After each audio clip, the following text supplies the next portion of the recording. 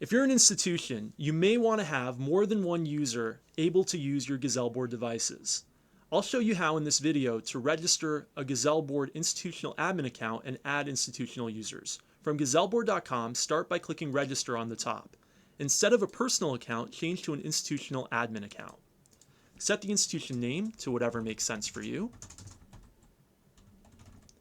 and put in an email. And don't forget a password. Click Register. Now log in using those same credentials.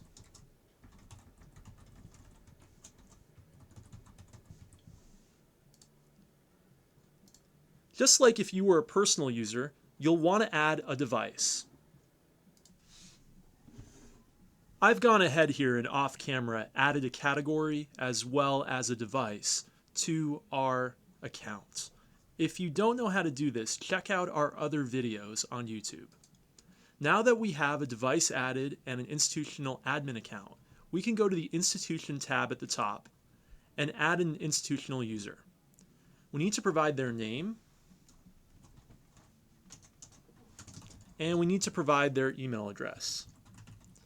For example, perhaps you are an educational institution and you want to allow your librarian to also be able to add content to your GuzelBoard devices. We'll click Send Invite, and the institutional user should receive an email inviting them to GuzelBoard. Alright, so now that we've added John Smith, he should have received an invite email. Let's pretend that we are John Smith and go over to his email. John has received an invite email including both a mention of what institution he was invited to, as well as an invite code and a link to register. He could manually type in the invite code on our website, but clicking the link is much more convenient. After clicking the link, the invite code will be automatically filled in, the account type will automatically be set to institutional user, and John's email will automatically be entered as well. The emails must match. The same email must be used on registration as was used for the invite. John can choose his password, and of course John should enter his name. He'll click Register.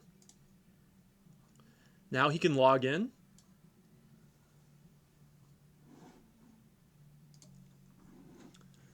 After John has entered his email and his password, he can log in.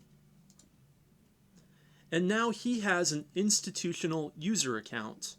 His institutional user account serves the institutional admin and allows John to add content to devices that he has been assigned. Let's switch back over to the institutional admin account so we can see what adding a device so that John can use it is like.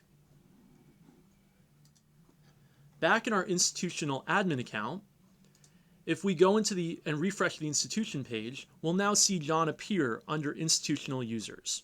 And we'll see all of our available devices in a drop-down and a button to add that device. What that will do is give John access to the device. Now John will be able to add content to the Chromecast device, as will any other institutional users that have access to it.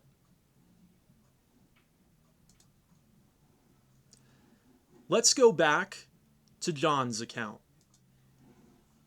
John should now have that device available to him. And if he would like, he can go and add content himself to the Chromecast device, using the same categories and media screens that we've discussed in prior videos.